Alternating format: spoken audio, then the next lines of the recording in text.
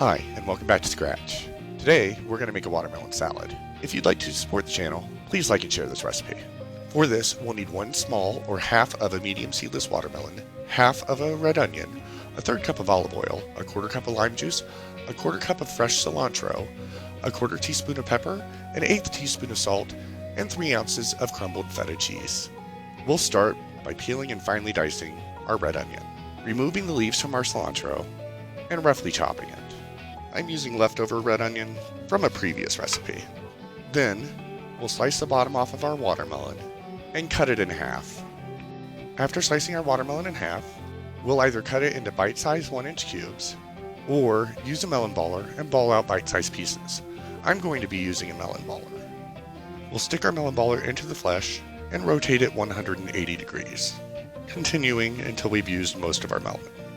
Once we've removed most of the flesh from the watermelon, we'll pour out the juice and carefully spoon out any remaining flesh.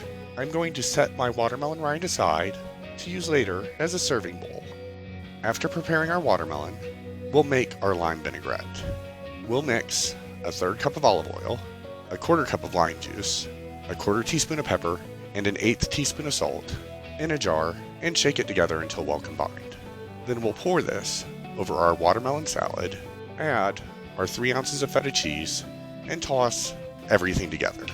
Then we'll transfer it from our bowl into our watermelon rind and allow it to chill in the refrigerator for at least an hour before it's ready to serve. And remember, if you like the content, please subscribe.